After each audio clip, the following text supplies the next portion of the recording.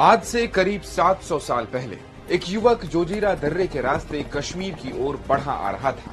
उसके साथ सेना की एक छोटी टुकड़ी थी। कश्मीर के हिंदू राजा सहदेव के सेनापति रामचंद्र ने उसे रोका तो उसने अपनी व्यथा सुना। मैं राजकुमार रिंचन हूँ। तिब्बत के गृह युद्ध में मेरे पिता मारे जा चुके हैं। मैं किसी तरह से जोजिला दर्रे के रास्ते जान बचा कर आया हूँ। मुझे शरण दे। रामचंद्र ने रिंचन को पनाह दे दी। इसी के कुछ दिन बाद कश्मीर पर एक हमला हुआ। मशहूर कश्मीरी इतिहासकार पृथ्वीनाथ कौल बामजई अपनी किताब अ हिस्ट्री ऑफ कश्मीर में लिखते हैं, 1320 ईस्वी में जुलचू नाम के मंगोल सेनापति ने कश्मीर पर हमला किया और राजा सहदेव बिना लड़े ही किश्तवाड़ भाग गया। जुलचू ने 8 महीने तक कश्मीर में खूब उत्पात मचाया।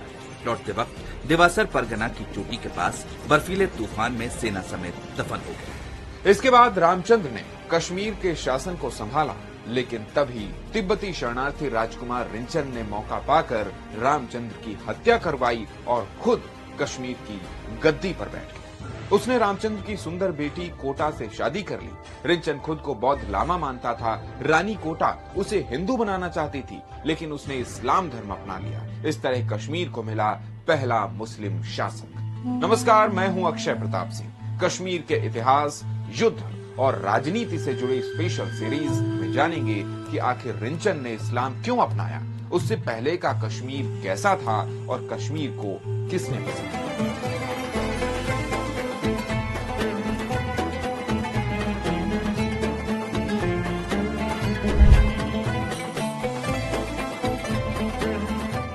कश्मीर के बसने से जुड़ी 3 मिथकीय कथाएं मिलती हैं, जिनमें पहला किस्सा है ऋषि कश्यप का।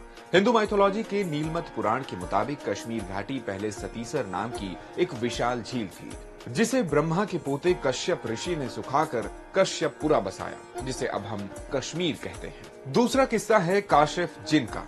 सूफी लेखक ख्वाजा आजम ने 1747 में वाक़यात कश्मीर में कश्यप ऋषि की जगह काशिफ जिन को रखकर इस कहानी का इस्लामी स्वरूप पेश किया। तीसरा किस्सा माध्यांतिक नाम के बौद्ध का है।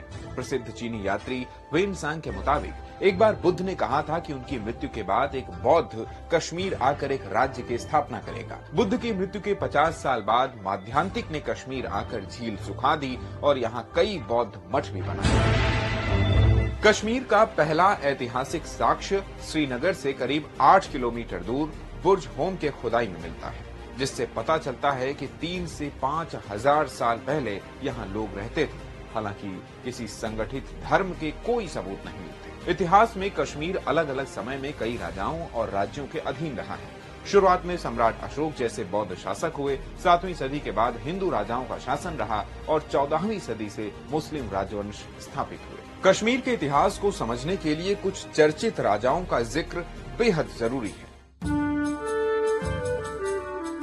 724 से लेकर 761 ईस्वी तक ललितादित्य के शासन को कश्मीर का स्वर्ण युग माना